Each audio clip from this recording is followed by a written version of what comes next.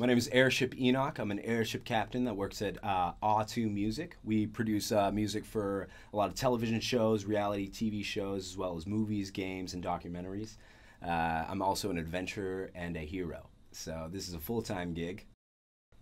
It started with Tim Burton's poem, A Nightmare Before Christmas. And the poem influenced me to understand that I could write a poem.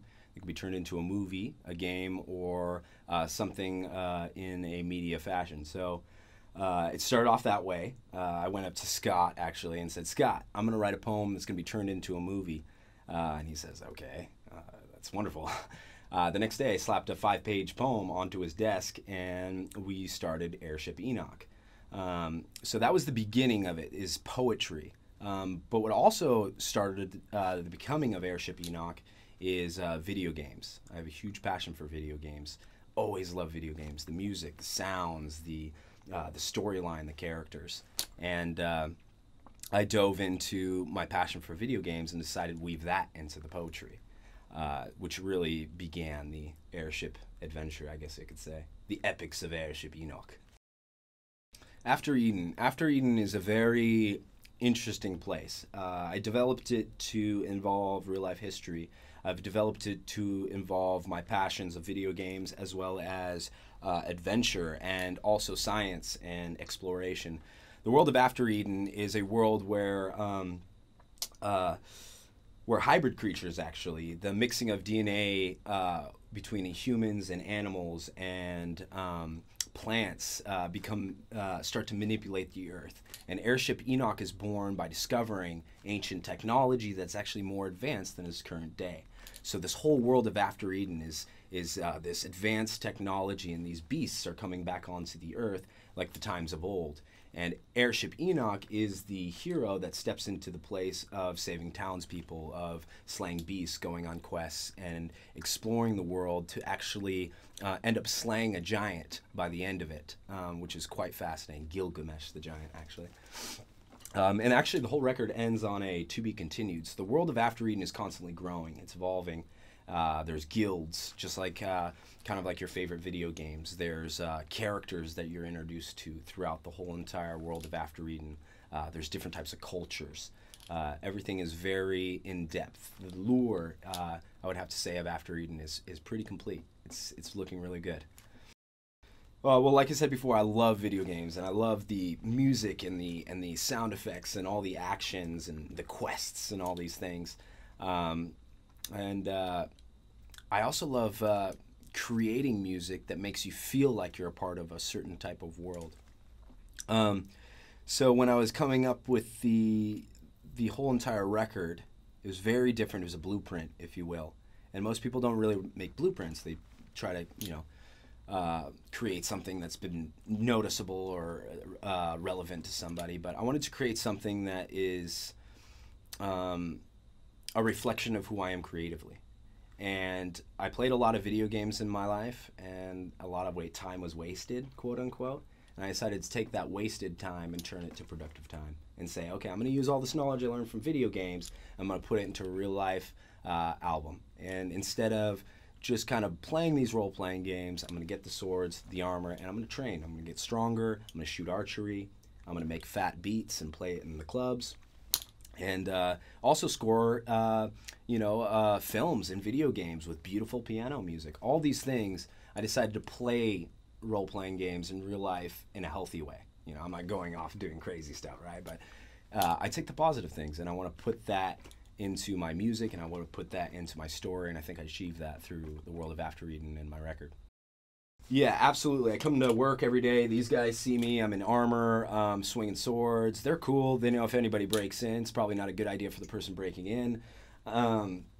It's something that has changed my whole life in a positive way, and it's also changed other people's lives. Just my actions of choosing to become something 110% without fletching to the left or right has inspired other people to become something that they want to be in a healthy way, and inspires some people to even keep living, some people to even get over relationship problems just from this story. And I think that's what's hit me. I've already become successful in my own mind just because I've started helping these people. So it's quite fascinating, actually. The process was 14 to 16-hour days of working very, very hard, sacrificing sleep for something greater than myself. The music was inspired by Prokofiev, okay? Amazing composer. He wrote Peter and the Wolf, a story where he would narrate Peter and the Wolf story and then go to this orchestra, and the instruments would portray the poetry and the story of Peter and the Wolf. And that was a huge inspiration for me. So when I was making my record, I wanted to be able to tell my poetry with orchestra and with sound effects. So developing the sound effects was one job I had to do. Mixing and mastering was another job I had to do on the record. Writing the poetry, recording the vocal on my album was quite a task, because I kind of sound like James Earl Jones, actually, which is quite fascinating. I've had multiple people tell me that. But it comes down to hard work and passion. Like, if I didn't have passion, I didn't believe in it, I would have never worked this hard to achieve all these things. During the record, there was a huge a challenge, not even a challenge, it's something that just was very difficult to go through during the record creation process, is the loss of my father, Alan Gordon. And he was a bow maker and a hunter. And he had passed away about right in the beginning of my record. And so what I decided to do is, instead of kind of go into a dark hole, I decided to go straight towards the light. I decided to write my father into the poetry, and he actually is in one of the poems where he flies his airship into one of the bosses and sacrifices himself to save us. So I made him a hero in the story. And he's also a huge part of the world of After Eden, because he actually created one of my epic bows that I still use today, which I should show you. It's allowed to move. This is the bow of my father, and it is a 65-pound bow, and this is handcrafted by him, and he gave this to me when he passed away. So when I held this bow in my hand, and I said, I'm writing my story, I wanted to make him a part of it. And he has been a part of it, and he still is, and he always will be. One of my biggest influences is the Final Fantasy music. Matter of fact, the reason why I became a composer was because of Final Fantasy 1. Also Final Fantasy 2 and 3, which I think in Japanese it was 6, and I believe 2 was still 2, actually. They have different translations. But anyway, Final Fantasy was a huge influence for me because the music was captivating. I could sit there in a boss battle, feel like I'm fighting a boss, and then go into an enchanted forest and hear this music of all these bells and harps, and it just captivated me. I said, I want to make music like this one day. And now I'm 30 years old as an airship captain, and I've made a whole entire record that's highly influenced by the Final Fantasy series. And Yamato, I can't even say his Japanese name. He's one of my favorite composers. I'll probably butcher it. Yamato, yes.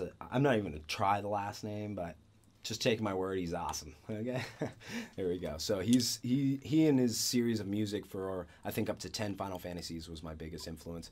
Also, Harry Gregson Williams. He did a lot of the Narnia series, huge inspiration. Also Stravinsky, obviously. Some of the great composers of old were huge influences on my music. Also Stuart Price, who's Jacques Leconte. He produced The Killers and Madonna and things like that. I got to work with him. He was a huge inspiration as well for my record. Just all the knowledge and things he taught me when I was touring with him. So I would have to say those are the hugest influences on my life. But just starting off on Twitch, having people come in and stop by, whether it's 1,000 or 2 people or 5 people, what's cool is you have a direct connection to those people, and I can speak to them in live time and say, hey, you're important, you have a purpose, and you're loved. And I think that's my main message that I project to them. But also I get to bring them in all my fun world of Airship Enoch, shooting archery, throwing daggers, and learning how to handle knives correctly so you won't, cut yourself, or learning how to tie a rope or survive in, cold conditions. All these type of things I expose, and I kind of project on my channel so people can learn, as well as watch me play video games or watch me make songs or poetry. So. And I'm actually eventually going to start rapping, like freestyle rapping on Twitch just for fun. And we'll see what comes of that. So that should be hilarious. I think the main reason why I do what I do, uh, I love video games, like I said, and I'm a composer, and trying to find yourself as a composer is rather difficult. When I created this project, I wanted to reach out to the gamer, reach out to the DJ, reach out to the producer in a way through storytelling, and to inspire them to live a story through life that's also inspiring to others as well. And I want it to be contagious. So this story, this adventure, people can go on and kind of retreat to like a movie or a video game, but also inspire them to find themselves and to explore their talents and their abilities and their creativity. I think creativity is very undermined in today's world. Oh wow, it never really stops actually. I'm creating an 8-bit little video game for the iPhone that you can download for free, and you could play Airship Enoch Act 1 and 2. I'm hoping to develop that and finish it. I'm not a game programmer, but I'm definitely learning, and it's looking pretty good so far. That's something exciting. I'm also DJing at different clubs around Los Angeles, and hopefully be traveling around and performing Airship Enoch, as well as other club tracks that I make. I have a music group that we created, a group of DJs called Heroes of After Eden, and it's a byproduct of the world of After Eden that I created for Airship Enoch. And it consists of 2 other members, and we are creating the Heroes of After Eden theme throughout the dance floor. So I think that's a really exciting thing. This is the Airship Enoch drinking horn, and this is great when you're DJing because you can have a full ale sitting right there, some mead. Is from a nice barmaiden, and you could just strap it right here and DJ, and it won't spill because of the high top. That's why I've got it. I also put my coffee in it. But this is the Airship Helm of Flight, and this is for when I'm battling giants or manticores, different beasts like that. This becomes very helpful because it's also part flame proof, which is very helpful. Then we also have my sword, which is probably my favorite. It took a very, very long time. It's a full 1.5-hand sword, and this thing is probably around 6 pounds, so it's a good swing. It's not too heavy, and it's actually surprisingly mobile.